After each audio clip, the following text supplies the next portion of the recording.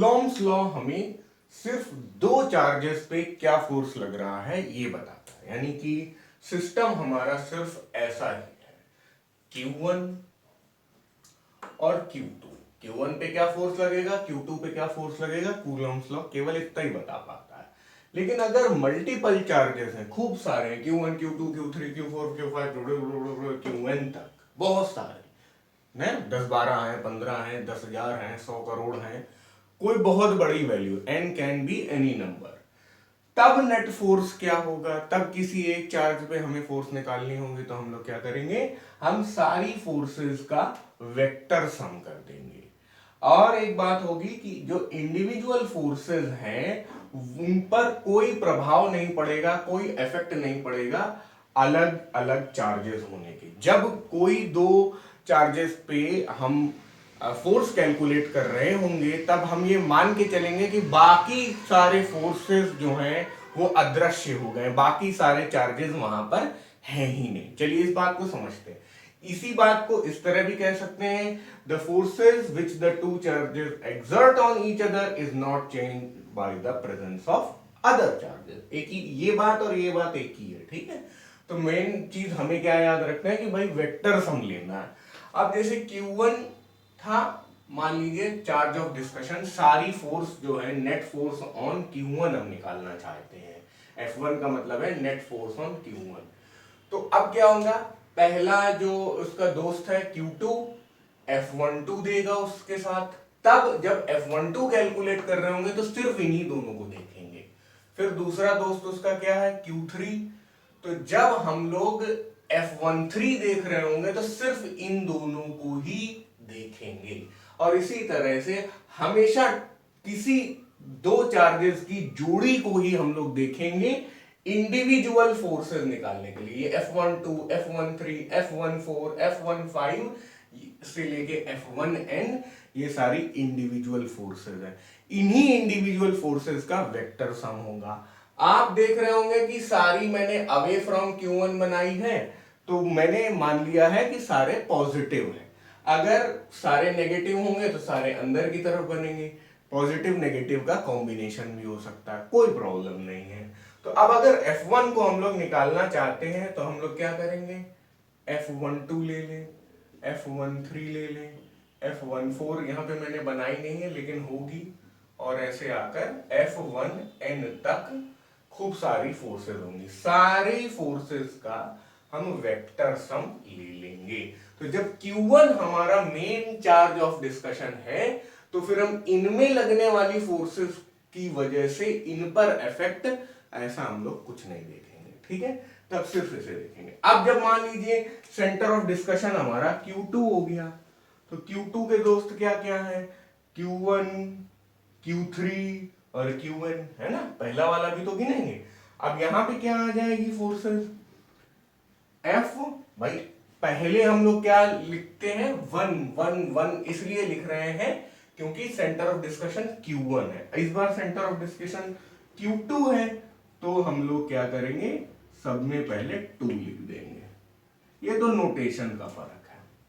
अब उसके बाद ये कहां से लग रही है, सबसे पहली 1, फिर उसके बाद 3 आ गया, फिर उसके बाद n आ गया। आपने देखा कि हम कोई भी फोर्स F22 नहीं है, कोई भी फोर्स F11 नहीं है, क्योंकि कोई चार्ज खुद पे फोर्स नहीं लगाता है। इधर इस पूरी लिस्ट में F11 कहीं नहीं है। उसी तरह देखेंगे हम लोग यहां पर क्या आ जाएगा, पहला F21, फिर F23, फिर F24 और dot dot dot dot F2n। बस सीख लिया हम लोगों ने। तो यही चीज वेक्टर सम है। जब इस पे हम लोग क्वेश्चंस करेंगे तो चीजें और ज्यादा आपको समझ में आएंगी। अच्छे से नोट कर लीजिए सब कुछ।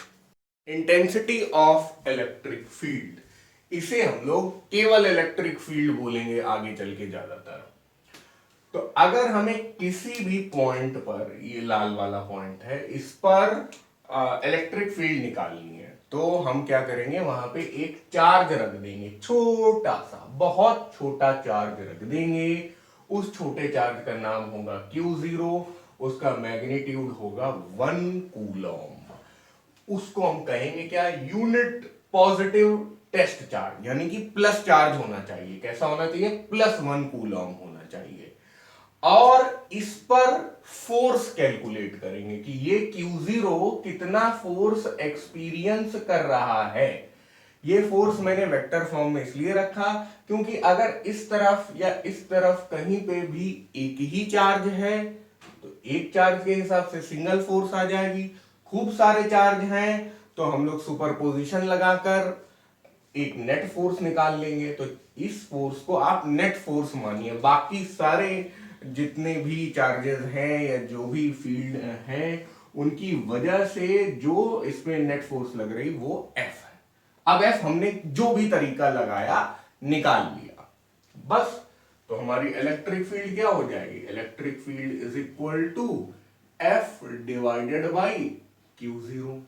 अब थोड़ा और ध्यान देना, हम तो ये जानते हैं ना कि electric field is equal to, मान लो दो चार्ज होते तो F की जगह हम लोग 1/4 pi epsilon not Q1 Q2 by R² divided by Q0।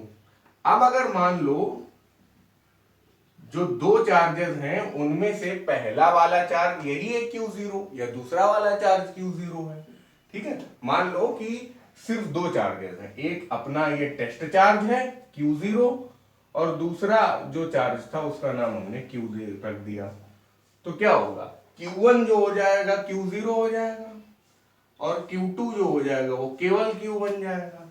फिर हम लोग क्या कर सकते हैं, इलेक्ट्रिक फील्ड जो है इधर से कैलकुलेट कर सकते हैं। और आप देखेंगे कि किसी भी पॉइंट चार्ज की वजह से इलेक्ट्रिक फील्ड का यही फॉर्मूला होता है, electric field due to a point charge is equal to this. मैं सिर्फ मैग्नीट्यूड लिख रहा हूं यहां पे, ठीक है। वेक्टर के हिसाब से देखा जाए तो ये फॉर्मूला जनरल है, ये बता रहा है due to any number of charges, और ये बता रहा है electric field due to just one charge, ठीक है। तो इसमें मल्टीपल चार्जेस का भी हो जाएगा काम, इसमें एक ही चार्ज का भी हो जाएगा, इसमें ये सिर्फ एक चार्ज है। This is electric field due to one charge या सिंगल आइसोलेटेड चार्ज। वो सिंगल आइसोलेटेड चार्ज का मैग्नीट्यूड क्या है, Q। अब देखो टेस्ट चार्ज यहां से गायब हो गया, लेकिन यहां पे टेस्ट चार्ज का मैग्नीट्यूड यानी 1 कूलम मैटर करेगा।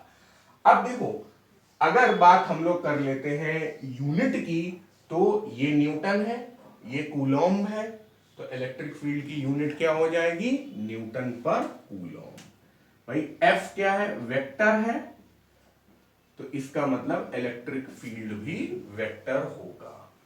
F की यूनिट क्या है, यूनिट ऑफ F क्या है, न्यूटन, और यूनिट ऑफ इलेक्ट्रिक फील्ड क्या हो जाएगी, न्यूटन पर कूलम। अब आपका मन कर रहा होगा कि यार इसकी हम लोग डायमेंशन भी निकाल लें। चलो डायमेंशन निकाल लेते हैं, थोड़ी जगह साफ करते हैं। तो अपनी इलेक्ट्रिक फील्ड और इलेक्ट्रोस्टैटिक फोर्स दोनों ही वेक्टर हैं। फोर्स की यूनिट न्यूटन, इलेक्ट्रिक फील्ड की यूनिट न्यूटन पर कूलम। न्यूटन पर कूलम याद रखिएगा, बहुत आपको काम आएगा। अब अगर डायमेंशन निकालनी है इलेक्ट्रिक फील्ड की तो वेक्टर वेक्टर सब हटा दिए और MLT-2 ये तो हम लोग रट चुके हैं। Q0 यानी कि unit positive test charge coulomb में है। याद रखिएगा चार्ज की जो डायमेंशन होती है वो होती है AT। अगर आप भूल रहे हैं तो Q is equal to IT आपको याद दिला देगा, I से एम्पियर, T से टाइम। बस काम खत्म होते हुए है।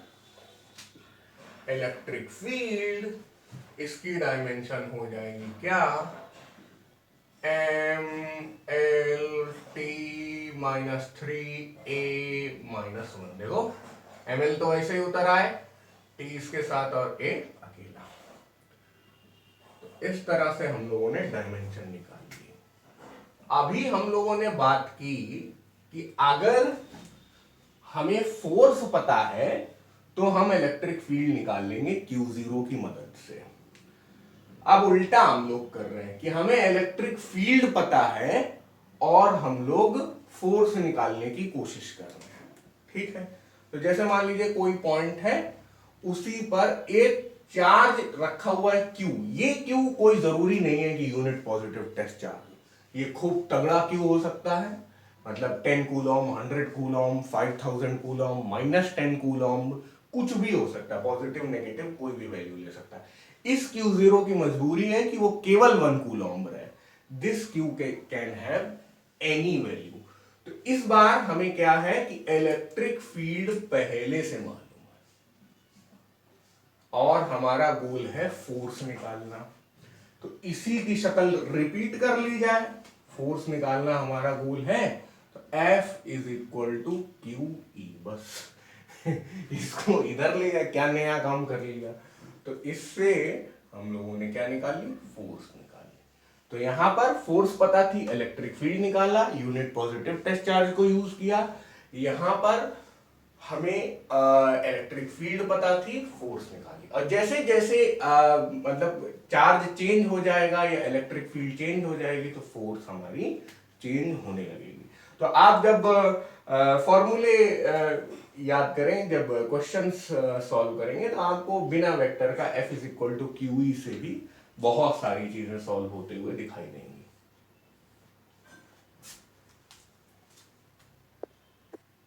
अब इसी में एक सवाल बन जाता है कि क्या यूनिट पॉजिटिव चार्ज हमेशा पॉजिटिव ही होता है, मतलब टेस्ट चार्ज हमेशा पॉजिटिव होता है। तो इसका आंसर है कि हाँ भाई, एक्सपेरिमेंट वगैरह जब करते हैं तो पॉजिटिव ही रहता है। लेकिन मान लीजिए हमारा मन कर गया कि नेगेटिव टेस्ट चार्ज ले लें, तब क्या होगा। तब नेगेटिव टेस्ट चार्ज लेने में फोर्स और इलेक्ट्रिक फील्ड की जो डायरेक्शन है वो उल्टी होगी। बस, तो ये एक कॉम्पिटिटिव एग्जाम का बेसिक क्वेश्चन हो गया। Electric field due to a point charge. कौन सा पॉइंट चार्ज, ये वाला बड़ा Q, source charge. Q not कोई विशेष इलेक्ट्रिक फील्ड नहीं देता है, ये हम लोग मान के चल रहे हैं। टेस्ट चार्ज की यही डेफिनेशन होती है। टेस्ट चार्ज कैसा होता है, पॉजिटिव होता है।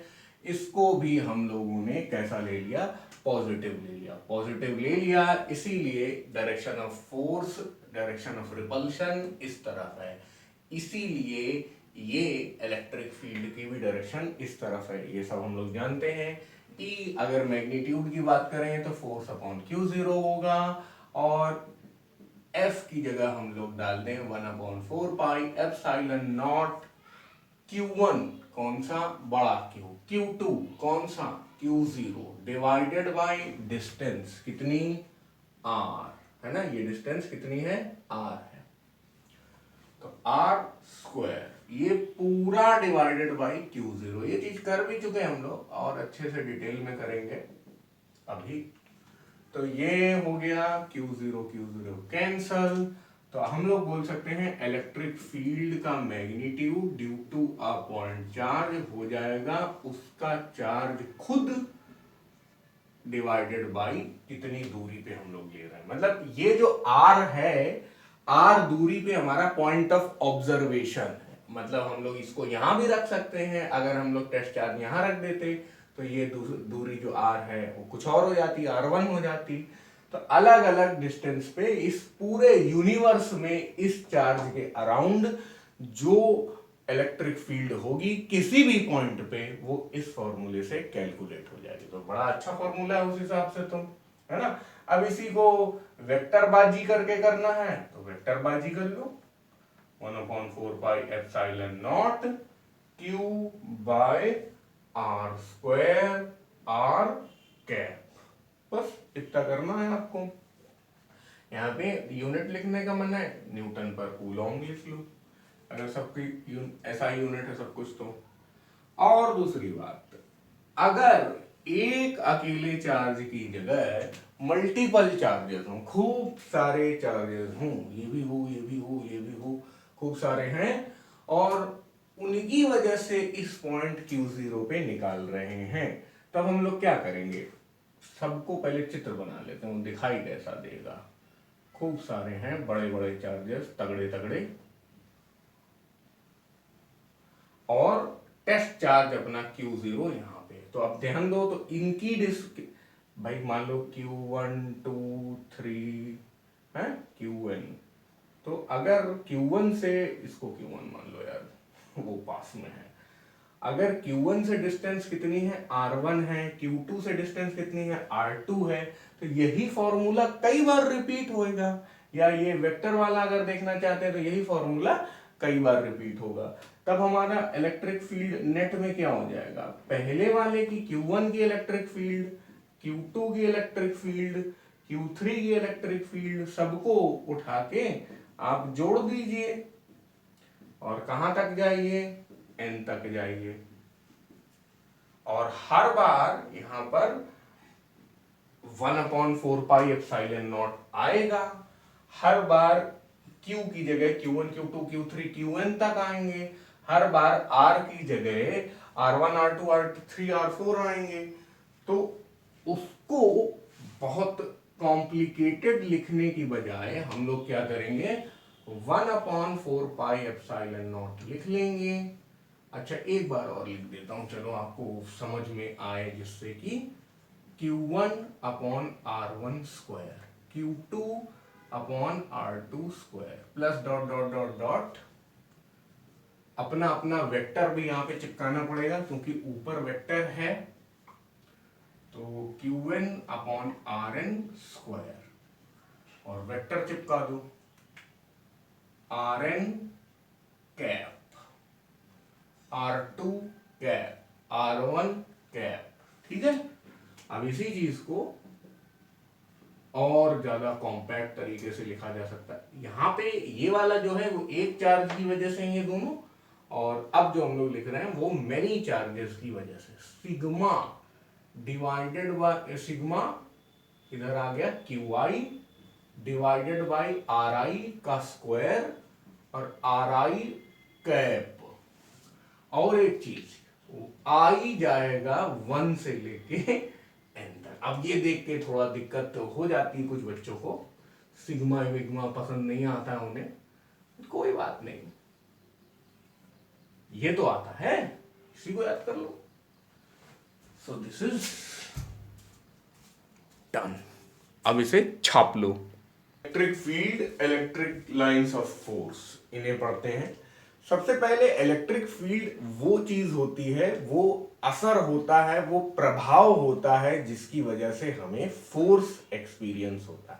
आप इसे ग्रेविटी से रिलेट करिए। अगर प्लेनेट अर्थ है, बहुत बड़ा प्लेनेट है, तो हम उसके आसपास हमेशा ग्रेविटेशनल फील्ड में रहते हैं। उसी तरह एक कोई बड़ा चार्ज अगर Q है तो उसके आसपास हमेशा इलेक्ट्रिक फील्ड होगी, यानी वो रीजन जहां पे इनका प्रभाव हो। ग्रेविटेशन में क्या होता है, सिर्फ पुल मिलता है, सिर्फ अट्रैक्शन मिलता है, लेकिन अगर ये चार्ज है तो इसमें अट्रैक्शन भी मिल सकता है, रिपल्शन भी मिल सकता है ना।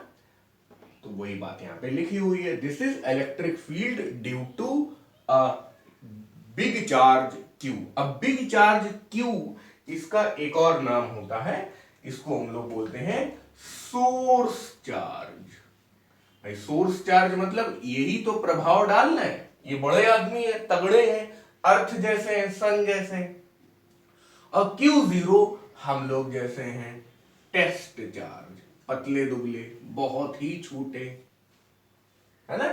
टेस्ट चार्ज को हम लोग बोलते हैं इनफाइनाइटली स्मॉल, मतलब कि ये इतने छोटे हैं कि इसकी इलेक्ट्रिक फील्ड को बिगाड़ नहीं पाते। ये नहीं कि असली में अगर देखा जाए कि ये कितना भी छोटा होगा तो इसकी खुद की भी इलेक्ट्रिक फील्ड होगी, लेकिन हम लोग मानते हैं कि ये इसके सामने बहुत छोटा है, तो ये इनफाइनाइटली स्मॉल होगा, तो इसकी फील्ड इसको गड़बड़ाएगी नहीं, डिस्टर्ब नहीं करेगी, इसकी फील्ड बहुत स्ट्रॉन्ग रहेगी, चारों तरफ रहेगी। अभी हम लोग डायग्राम भी बनाएंगे। अच्छा, अब अपना सोर्स चार्ज कैसा होना चाहिए, ये पॉइंट चार्ज भी हो सकता है जैसा यहाँ पे बना है, ग्रुप ऑफ पॉइंट चार्जेस भी हो सकते हैं। यहाँ पे ऐसा नहीं है कि Q अकेला एक ही को बता रहा है, खूब सारे हैं मिलकर गुच्छे टाइप में है, वो भी एक सोर्स चार्ज हो सकता है, कंटिन्यूअस डिस्ट्रीब्यूशन हो सकता है, हम रिंग बना दें, स्फीयर बना दें, लाइन डिस्ट्रीब्यूशन बना दें, ये सारी चीजें हम लोग पढ़ेंगे जब गॉस थ्योरम आएगा। तो ये रहा हमारा point charge, group of charges, और ये रहे कंटिन्यूशन डिस्ट्रीब्यूशन ऑफ चार्जेस के एग्जाम्पल। तो इस पे ज्यादा आपको फोकस नहीं करना है। इस चैप्टर में हम लोग सिर्फ डाइपोल ही पढ़ेंगे, लेकिन नेक्स्ट चैप्टर में ये सारी चीजें हमें पढ़नी पड़ेंगी। तो अभी शक्ल देख लीजिए। अब इलेक्ट्रिक लाइंस ऑफ फोर्स पे डिस्कशन करेंगे। देखिए, ये बताती है कि किस दिशा में कोई अपना टेस्ट चार्ज फोर्स एक्सपीरियंस करेगा। जैसे मान लीजिए कि ये अपना सोर्स चार्ज है, यहां पे रखा हुआ है, हम टेस्ट चार्ज इसके पास फेंक दें। टेस्ट चार्ज कैसा है? यूनिट है, पॉजिटिव है, फ्री है और आइसोलेटेड है। टेस्ट चार्ज की इतनी सारी प्रॉपर्टी है, क्या क्या? अकेला है, यूनिट मतलब 1 कूलम है, पॉजिटिव है, प्लस चार्ज है, अकेला है, आइसोलेटेड है, फ्री है मतलब किसी से बाउंडेड नहीं है। तो यहां टेस्ट चार्ज फेंका तो वो क्या करेगा? इस पे गिरेगा ही नहीं, इससे रिपल्शन होके दूर चला जाएगा, क्योंकि ये भी प्लस है, ये भी प्लस है। अगर आपने इधर से फेंका, इधर से फेंका तो इधर दूर चला जाएगा। तो वो हम लोग फोर्सेस की डायरेक्शन बना लेते हैं। कहीं से भी फेंको, ये इस पे गिरेगा नहीं, इससे दूर ही चला जाएगा। अब जैसे ग्रेविटी है मान लो, तो ग्रेविटी हमेशा अट्रैक्टिव होती है। ये अर्थ है, इस पे कोई चीज फेंकोगे तो ये सीधे इसी पे गिर जाएगी। तो इसीलिए जो नेगेटिव चार्ज होता है उसमें इलेक्ट्रिक लाइंस ऑफ फोर्स जो है अंदर की तरफ होती हैं, और जो पॉजिटिव चार्ज होता है उसमें बाहर की तरफ होती है। अब आप बोलेंगे सर आपने यहाँ पे स्मूथ कर्व बोला है, लेकिन आप बना तो स्ट्रेट लाइन रहे हैं। अकेला अगर चार्ज होगा, अकेला सोर्स चार्ज अगर होगा, तो पॉजिटिव या नेगेटिव के हिसाब से इस तरह से सिचुएशन होगी। लेकिन अगर दोनों है, मान लीजिए प्लस माइनस दोनों है, तो ये तो अपना वैसे ही बनाएगा, है ना? इसी को फॉलो कर रहे हैं, और ये भी अपना वैसे ही बना रहा है।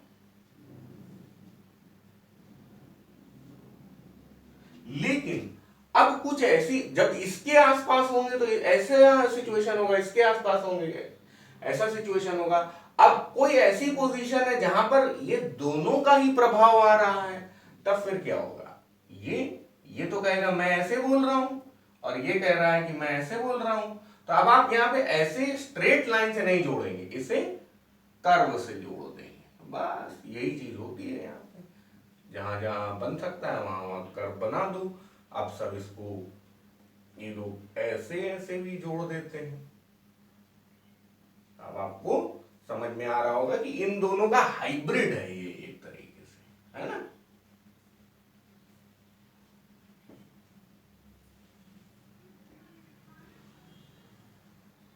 तो जैसे जैसे दूर जाते जा रहे हैं वैसे वैसे ये मतलब हम कोई ऐसी पोजीशन में है, जैसे मान लीजिए यहां पे है, तो इस जगह हम इन दोनों चार्जेस से काफी दूर है। तो आप देखिए कि लाइंस जो है वो थोड़ा दूर दूर है, और जब हम इस जगह हैं तो हम इन दोनों चार्जेस से, और थोड़ी बना देता हूं, काफी पास पास है। तो जब पास पास हैं तो आप ज्यादा फील्ड में, इस एरिया में है तो आप ज्यादा फील्ड में, इनके बहुत पास है।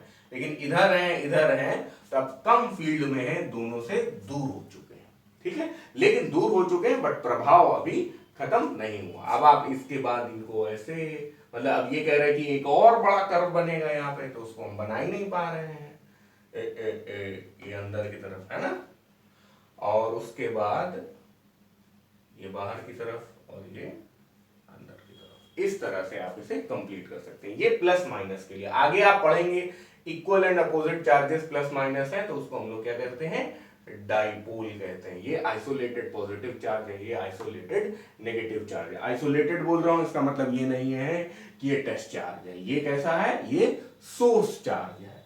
अब पॉजिटिव पॉजिटिव का बना लेते हैं। मान लीजिए ये दोनों पॉजिटिव हैं, दोनों बराबर हैं, ये भी दोनों पॉजिटिव हैं बट अलग अलग है, एक बड़ा है एक छोटा है। तो इन दोनों का आप जरा अपने आप से बनाने की कोशिश करिए। जब दोनों पॉजिटिव सोर्स चार्ज अगल बगल हो गए तब हम लोग, भाई बेसिक डायग्राम तो ऐसा ही होगा, अपना अपना इंडिविजुअली तो ये इस तरह प्रदर्शन करेंगे ही, लेकिन इस पॉइंट पे क्या होगा, ये भी रिपल्शन देगा और ये भी रिपल्शन देगा, तो अपना जो टेस्ट चार्ज है वो ऊपर की तरफ भागेगा, है ना। तो उस चीज को दिखाने के लिए हम लोग ऐसे कर्व में दिखा देते, उसी तरह नीचे की तरफ भागेगा, ये वाला बना लिया। और इधर अगर होगा तो हम लोग स्ट्रेट लाइन ना बना के ऐसा बना लें, थोड़ा फील्ड लाइंस को कर्व में दिखाएं। आप चाहें तो जितनी ज्यादा लाइंस बनाएं उतना ज्यादा अच्छा होगा, और ज्यादा बना लीजिए। We can always go on. इस तरह से ये दोनों प्लस है और दोनों इक्वल है।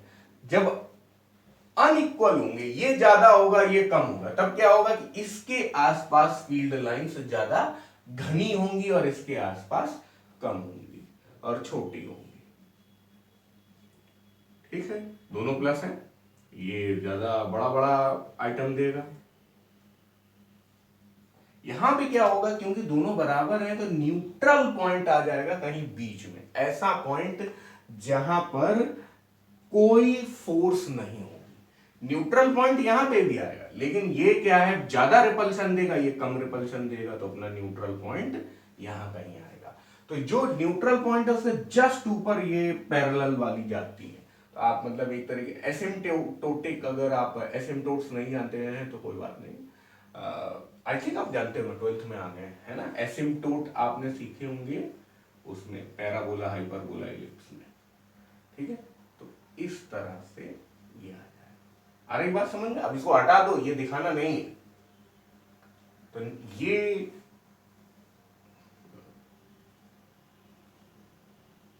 बढ़िया से बन रही है। और थोड़ा सुंदरीकरण कर लेते हैं, थोड़ा बड़ा कर लेते हैं डायग्राम को, थोड़ा ज्यादा डिटेल्ड कर लेते हैं, और बिल्कुल इसी तरह के डायग्राम्स बनेंगे जब हम लोग यहाँ पे माइनस माइनस कर लें। माइनस माइनस में क्या होगा, ये जितने एरो हैं सब अंदर की तरफ आ जाएंगे, बस इसमें भी वही है, माइनस माइनस कर देंगे, एक बड़ा माइनस और एक छोटा माइनस, जितने एरो हैं वो सब अंदर की तरफ आ जाएंगे। तो ये डायग्राम बनाना आपको बहुत अच्छे से आना चाहिए, क्योंकि electric lines of force around a dipole ऐसा बनाने को आता है, around equal positive charges, around unequal positive charges, around an isolated positive charge, around an isolated negative charge, इस तरह के केसेस आएंगे। जब नेगेटिव नेगेटिव का भी आप बना लेंगे बिल्कुल इसी तरह, एरो अंदर की ओर। बहुत पूछा जाने वाला टॉपिक है properties of electric lines of force. जब भी मैं इलेक्ट्रिक लाइंस ऑफ फोर्स बोलना चाहता हूं तो मैं ELF बोल देता हूं, ठीक है, चलेगा। तो electric lines of force start from positive charge and and on negative charge, देख चुके हैं हम लोग। यहां पर tangent gives the direction of force acting on Q0, ये बात नहीं है। अब जैसे मान लीजिए हम चाहते हैं कि अपना टेस्ट चार्ज यहां रखा हुआ है, तो उस जगह फोर्स का क्या डायरेक्शन होगा, तो इसी पॉइंट पे आप टेंजेंट बना लो, तो ये हो गया फोर्स का डायरेक्शन। हम चाहते हैं इस पॉइंट पे क्या है, तो इसी पॉइंट पे, मतलब ये इस एरो को ये एरो फॉलो करेगा, ये भी याद रखिएगा, है ना।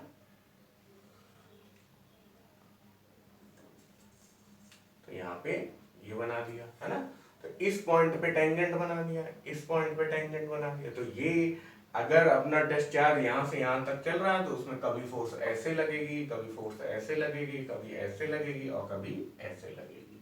बीच में इस यात्रा में कहीं पे ऐसा वाला भी आएगा, है ना, पैरेलल वाला भी आएगा। तो इस तरह से आप टेंजेंट से प्रिडिक्ट कर सकते हैं कि फोर्स डायरेक्शन क्या। वैसे भी ये हर एक पॉइंट क्या है, ये बता रहा है कि इलेक्ट्रिक लाइंस ऑफ फोर्स है, और ये एरो क्या बता रहा है कि उनकी डायरेक्ट फोर्स की डायरेक्शन क्या है। तो हर जगह फोर्स की डायरेक्शन तो ये बता ही रहा, एग्जैक्टली एक पॉइंट पे बताना है, तो वहां पे टेंजेंट बना लिया, ये कर रहे हैं हम लोग। अब ऐसी लाइंस ऑफ फोर्स जो ये काली वाली हैं, ये कभी आपस में इंटरसेक्ट नहीं करती हैं। चलो हम लोग इंटरसेक्ट करा लेते हैं। मान लो एक बार ऐसे आई और एक बार एक ऐसे आ गई, तो ऐसी सिचुएशन का क्या मतलब होगा कि इस पॉइंट पे अब दो टेंजेंट बनाए जा सकते हैं। एक ये वाला टेंजेंट बना लिया और एक ये वाला टेंजेंट बना लिया, लाल वाला। तो इसका मतलब ये दो टेंजेंट बता रहे हैं दो direction of force at the same point.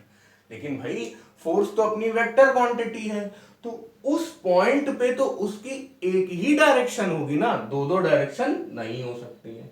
इसीलिए हम लोग बोलते हैं two directions of force at a single point is impossible. That is why intersection of electric lines of force is impossible. Electric lines of force conductor के अंदर नहीं घुस रही है, मतलब आप देख रहे हैं इसके आर पार नहीं जा रही है, इसके सरफेस से ही बाहर निकल रही है। तो इसको हम लोग इससे इस बात से समझ सकते हैं कि inside a conductor electric field is zero. आप जब गॉस थ्योरम पढ़ेंगे तो ये चीज और ज्यादा आपको समझ में आएगी। अभी आप ये जान लीजिए कि कोई कंडक्टर अगर काफी बड़ा है, स्फेरिकल है या मान लीजिए क्यूब शेप में है, और उसके सरफेस पे चार्जेस हैं, अंदर भी चार्ज घुसे हुए हैं, लेकिन उसके अंदर इलेक्ट्रिक फील्ड जीरो होगी। ठीक है, कोई भी साइज का कोई भी शेप का कंडक्टर होगा, उसके अंदर इलेक्ट्रिक फील्ड जीरो होगी, इसीलिए मैंने बॉक्स कर दिया। अब ये तो हम लोग पढ़ ही चुके हैं। अगर मान लीजिए पॉइंट पी की बात करें, पॉइंट पी जो है बहुत करीब है पॉजिटिव चार्ज के, और पॉइंट क्यू जो है वो बहुत दूर है पॉजिटिव चार्ज के। तो पॉइंट पी पे आप देख रहे हैं इलेक्ट्रिक लाइंस ऑफ फोर्स काफी पास पास है, बहुत करीब है यहाँ पे, और यहाँ पे दूर दूर है, यहाँ पे जगह खाली है काफी। तो पास पास है पॉइंट पी, दूर दूर है पॉइंट क्यू। पास पास है तो इलेक्ट्रिक फील्ड बहुत स्ट्रांग है, और दूर दूर है तो इलेक्ट्रिक फील्ड वीक है। और वो तो है ही है, अगर यार ये पॉइंट पी प्लस के बहुत पास है तो प्लस का बहुत असर है, और ये पॉइंट क्यू जो है वो इससे भी दूर है, माइनस से भी दूर है, तो इस पे असर दोनों का नेट में मिला के भी कम ही हुआ जा रहा है। अब 1/r² वाली बात है ना, इनवर्स स्क्वायर रिलेशन है। आप क्या पढ़े हैं बिल्कुल शुरू में, कूलॉम्स लॉ क्या कहता है, F is directly proportional to 1/r²। तो आप जितना दूर जाते जाएंगे तो आपको इलेक्ट्रिक लाइंस ऑफ फोर्स जो है फिर वो रेयर होती दिखाई देंगी। जितना इन दोनों के पास जाएंगे तो electric lines of force dense होते हुए दिखाई देंगी। अब आगे हम लोग देखेंगे कि अगर बहुत दूर आप चले जाएं तो इलेक्ट्रिक लाइंस ऑफ फोर्स जो है वो, मतलब ये दोनों क्या होंगे, पैरेलल जैसी दिखने लगेंगे, है ना। ये ऐसे जाएगी, फिर दूसरी वाली ऐसे जाएगी, तो इस जगह ये इतने एरिया में अगर देख रहे हैं तो पैरेलल टाइप दिखाई देगी, तो उनको पैरेलल को ऐसे बनाया जा रहा है। तभी तो हम लोग देखते हैं कि जो सन से लाइट रे आ रही हैं, बहुत दूर से आ रही हैं, तो उनको पैरेलल बोल देते थे, है ना। 10th में पढ़ा था हम लोगों ने, आगे अभी फिर देखेंगे ऑप्टिक्स में। तो अगर जो इलेक्ट्रिक लाइंस ऑफ फोर्स हैं वो आपस में पैरेलल हैं और इक्वी डिस्टेंट भी हैं, दूरी भी बराबर बराबर है, तो इसे हम लोग बोलते हैं यूनिफॉर्म इलेक्ट्रिक फील्ड। कोई अगर ऐसा बना दे, मतलब यहां पास पास है, फिर दूर दूर है, फिर और दूर दूर है, तो ये भाई नॉन यूनिफॉर्म है, क्योंकि डिस्टेंस बढ़ती जा रही, लेकिन ये यूनिफॉर्म है।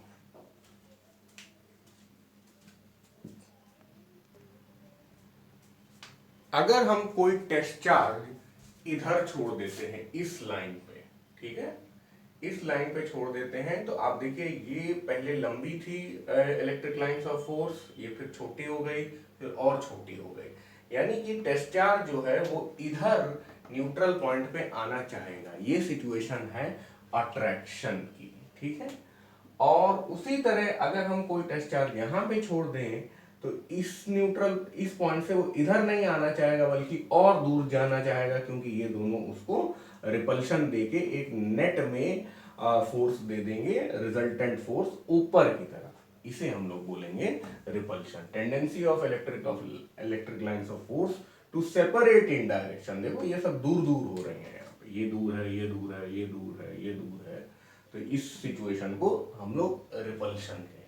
याद रखिएगा, इलेक्ट्रिक लाइंस ऑफ फोर्स भले इमेजिनरी लाइंस हैं, लेकिन जिस इलेक्ट्रिक फील्ड की डायरेक्शन को वो रिप्रेजेंट करती हैं वो इलेक्ट्रिक फील्ड रियल है। अगर हम लोग टेस्ट चार्ज की बात करते हैं, Q0 यूनिट पॉजिटिव चार्ज है, तो याद करिए कि इलेक्ट्रिक लाइंस ऑफ फोर्स या इलेक्ट्रिक लाइंस ऑफ फील्ड में कोई अंतर नहीं रहेगा, लेकिन ये इमेजिनरी कर्व्स हैं और रियल इलेक्ट्रिक फील्ड जो है वो रियल है। ऐसा नहीं है कि वहां पे लाइनें या तीर चल जाते हैं। जैसे आप देखिए कि ग्रेविटी की आप लाइंस ऑफ फोर्स बना सकते हैं, तो ग्रेविटी की लाइंस ऑफ फोर्स भले इमेजिनरी हो, बट ग्रेविटी अपने आप में एक रियल चीज है। उसी तरह इलेक्ट्रिक फील्ड भी एक रियल चीज है। इलेक्ट्रिक डायपोल कैसे बनता है? एक चार्ज ले लो -q, उतना ही चार्ज ले लो +q। कैसा? मैग्नीट्यूड में, मतलब मैग्नीट्यूड में सेम हो लेकिन साइन ऑपोजिट होने चाहिए। उनको डिस्टेंस पे रख दो 2l, l 2l कुछ भी ले सकते हो। 2l इसलिए लेते हैं क्योंकि सेंटर से ये लोग l मानते हैं, फिर सेंटर से दूसरा l, तो l + l 2l। इसलिए the product of magnitude of one charge q and the distance 2l is क्या बन जाता है? वो बन जाता है इलेक्ट्रिक डायपोल मोमेंट। ठीक है, इस बिकम बोल रहा था मैं, तो थोड़ा रुकना पड़ा। तो P = Q × L। तो हम लोग कैसे याद रखते हैं? P = 2QL है, अपनी बुक यही दे रही है। ठीक है, अगर मन कर रहा है वेक्टर में जाने के लिए तो चले जाते हैं। वेक्टर क्यों होता है? डायपोल मोमेंट वेक्टर क्यों होता है? क्योंकि लेंथ जो है वो वेक्टर क्वांटिटी है। यहाँ पर लेंथ क्या मतलब? इसके मुकाबले इसका डिस्प्लेसमेंट कितना है उसको हम लोग 2l बोलते हैं। ठीक है, तो ये वेक्टर फॉर्म हो गया। अब वेक्टर है तो डायरेक्शन की भी चिंता करेंगे। डायरेक्शन कहां से होगा? माइनस चार्ज से plus charge. This is the direction of P। ठीक है, ये है डायरेक्शन ऑफ P। ठीक, याद रखिएगा। अब किसी का मन किया कि सर हम तो प्लस चार्ज पहले लगाएंगे, माइनस चार्ज बाद में लगाएंगे, तो डायरेक्शन ऑफ P कैसा हो जाएगा? ऐसा हो जाएगा। ठीक है, हम ये गलती हो जाती है बच्चों इसमें, है ना, प्लस पहले बना दिया माइनस बाद में बना लिया, तो कोई दिक्कत नहीं, फिर ऐसा बना के आओ, है ना, डायपोल मोमेंट। अच्छा, इलेक्ट्रिक डायपोल जो है वो ये सिस्टम है, इसको सिर्फ डायपोल भी बोल देते हैं। और इलेक्ट्रिक डायपोल मोमेंट क्या है? एक फिजिकल क्वांटिटी है जो वेक्टर है। अब इसका एक एग्जांपल ये है HCl और H2O। आप ले लो, चलो HCl को ले लेते हैं। आपने केमिस्ट्री में पढ़ा होगा, भाई मुझे तो केमिस्ट्री बहुत कम आती है, कि क्लोरीन जो है काफी ज्यादा इलेक्ट्रोनेगेटिव होता है। तो क्लोरीन क्या करता है? इलेक्ट्रॉन्स की जो शेयरिंग होती है वो अपनी तरफ कर लेता है। तो ज्यादातर Cl- है ठीक है, देख लो कितनी कम केमिस्ट्री आती है। तो क्या करता है?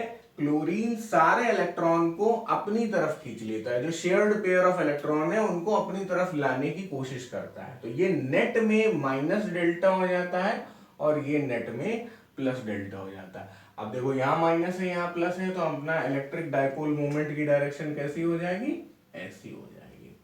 अब H2O में भी डायपोल है। आप कह सकते हैं कि सर ये मतलब HOH ऐसा है, तो ये मान लीजिए कि -2 डेल्टा है, ये प्लस डेल्टा है, ये प्लस डेल्टा है। तो इस केस में हमारा जो डायपोल मोमेंट है वो नेट में कैंसल हो जाना चाहिए, है ना। लेकिन आप जानते हैं कि जो HOH का ये स्ट्रक्चर होता है, ये स्ट्रेट लाइन नहीं होता, ये ऐसे होता है। तो जब ऐसे होता है तो डायपोल अपने नीचे चले जाते हैं। ये जो मैंने डायग्राम बनाया वो सही है ही नहीं, सही डायग्राम अब बन रहा है। तो अब सही डायग्राम ऐसे बन रहा है, तो कहां पे डायपोल होगा हमारा? डायपोल की डायरेक्शन कैसी होगी? नीचे की तरफ होगी। ठीक है, तो यहाँ पे ये प्लस डेल्टा, यहाँ पे ये प्लस डेल्टा।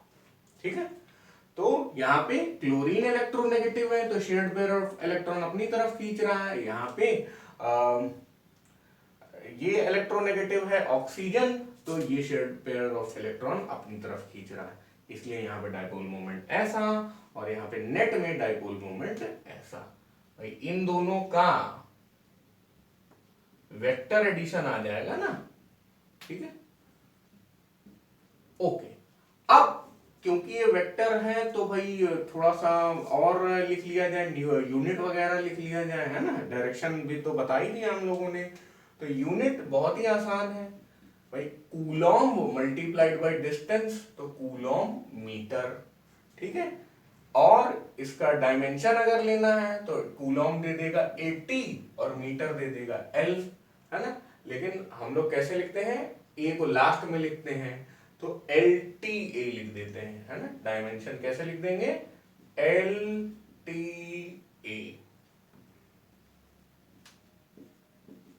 पास।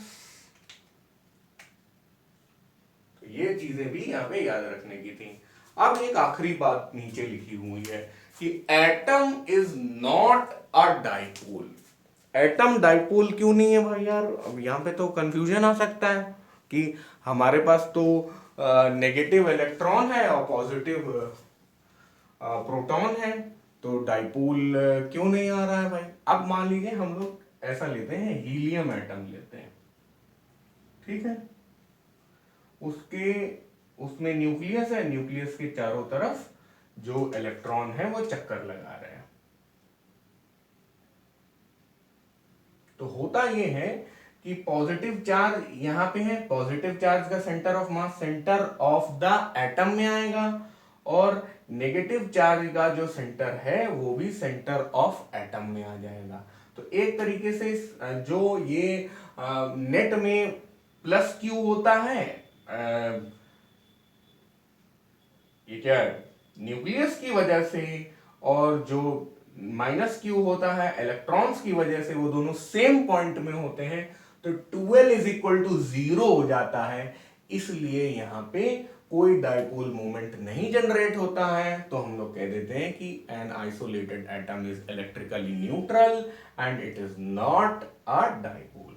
अब लेकिन हमारा खेला करने का मन कर रहा है कि हम लोग और ज्यादा खेल मचाएं, तो हम लोग ने क्या किया, यूनिफॉर्म इलेक्ट्रिक फील्ड लगा दी, और यूनिफॉर्म इलेक्ट्रिक फील्ड में फिर से अपने इस हीलियम एटम को बुलाया। हीलियम एटम ने दो दो अपने जो इलेक्ट्रॉन हैं वो यहाँ पे दिए। अभी देखने जैसे ही रखा तो उस समय तो न्यूट्रल है, लेकिन थोड़ी देर बाद क्या होगा, ये इलेक्ट्रिक फील्ड की लाइंस क्या बता रही कि पॉजिटिव चार्ज ऐसे शिफ्ट होगा, पॉजिटिव चार्ज इस डायरेक्शन में जाएगा, सारे पॉजिटिव चार्ज ऐसे जाएंगे और सारे नेगेटिव चार्ज ऐसे जाएंगे। तो असली में क्या हो जाता है कि जो अपना हीलियम एटम का न्यूक्लियस है वो किनारे हो जाता, ये बहुत, और जो इलेक्ट्रॉन्स जो हैं वो इस तरफ हो जाते। तो अब देखिए इलेक्ट्रॉन्स का सेंटर यहां आया और हीलियम एटम का सेंटर थोड़ा आगे चला गया। अब इस सेंटर और इस सेंटर में डिस्टेंस कितनी हो गई, 2L। तो अब ये डाइपोल मोमेंट हो गया, यहाँ पे डाइपोल मोमेंट आ गया और ये एटम अब डाइपोल कहलाया जा सकता है।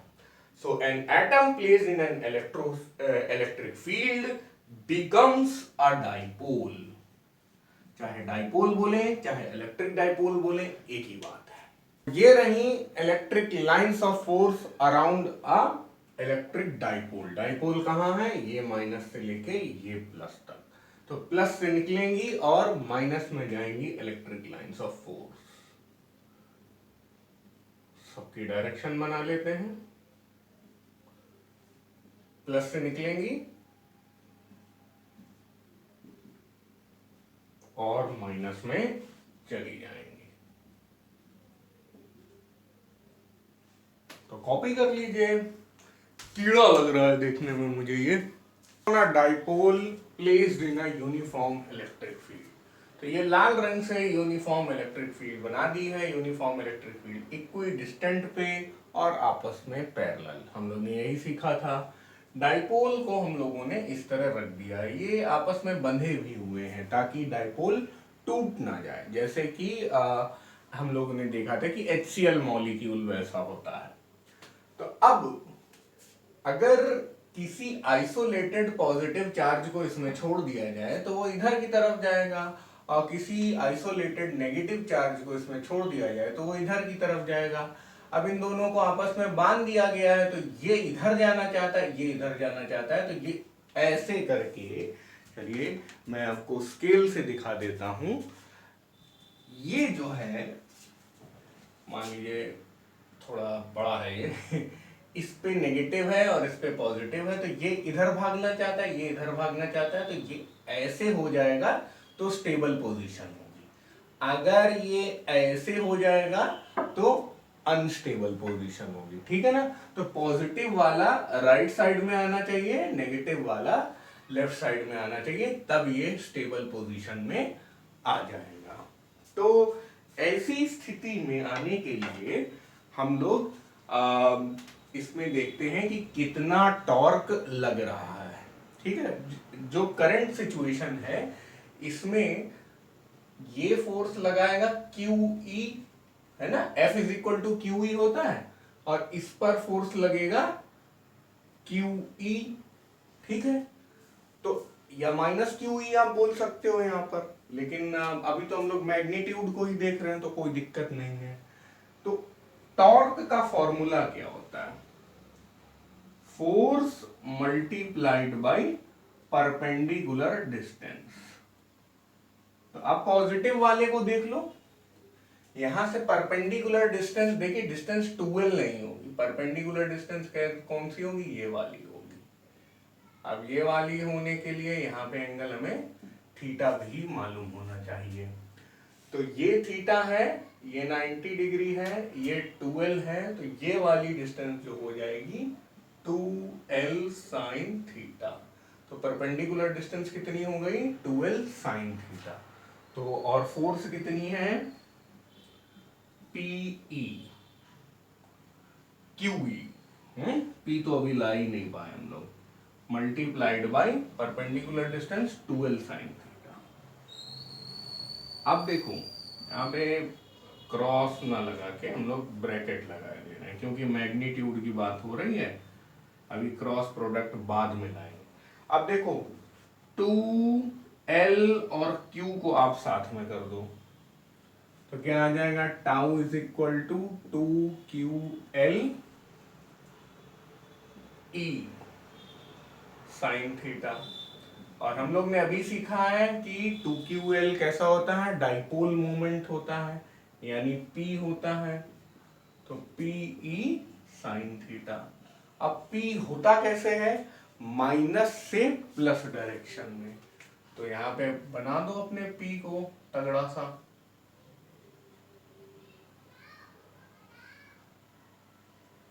ये है अपना P।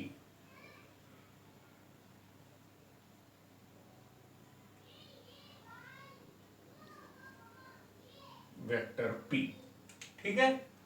अब सबको वेक्टर फॉर्म में रख दो, ये भी वैसे एक स्टैंडर्ड है, वेक्टर फॉर्म में रखोगे तो P क्रॉस E हो जाएगा, है ना। और ये भी आंसर है। अगर मैक्सिमम की बात हम लोग करना चाहते हैं तो टाउ मैक्स क्या होगा? जब साइन थीटा मैक्सिमम होगा, साइन थीटा की मैक्सिमम वैल्यू 1 होती है, तो tau max is equal to PE। ये भी एक स्टैंडर्ड हो गया। ध्यान दीजिएगा, जब ये डाइपोल यूनिफॉर्म फील्ड में होता है तो उसमें कोई नेट ट्रांसलेशनल फोर्स नहीं होता। भाई ये QE लग रहा है, ये QE लग रहा है, दोनों आपस में बैलेंस हो जाएंगे, तो ये ना इधर जा पाएगा ना इधर जा पाएगा, ऐसे नहीं चलेगा। लेकिन हाँ, रोटेट करने की कोशिश करेगा और स्टेबल पोजीशन में पहुंचना चाहेगा। लेकिन अगर हम लोग इसी डाइपोल को नॉन यूनिफॉर्म फील्ड में रख देते हैं तो फिर इसमें ट्रांसलेशनल भी होगा और टॉर्क तो पहले जैसा होगा ही होगा। और तब टॉर्क भी अनइक्वल होगा, तो ये पूरा रोटेट भी होता रह सकता है। वो डिपेंड करता है किस तरह की यूनिफॉर्मिटी है, नॉन यूनिफॉर्मिटी है। इसी में एक फॉर्मूला और आता है, work done on rotating a dipole. तो अगर किसी इनिशियल पोजीशन से फाइनल पोजीशन तक हम लोग, मतलब थीटा इनिशियली कितना था और फाइनली कितना था, ये आपको दिया रहेगा और आपको वर्क डन यहां से आ जाएगा। ये फॉर्मूला कैसे डिराइव होता है ये भी हम लोग आगे डिराइव करेंगे। और एक बात बोलना चाहूंगा, कोई पूछ सकता है आपसे कि टॉर्क का डायमेंशन क्या है। तो टॉर्क का डायमेंशन कुछ खास नया नहीं है, फोर्स मल्टीप्लाइड बाय डिस्टेंस है।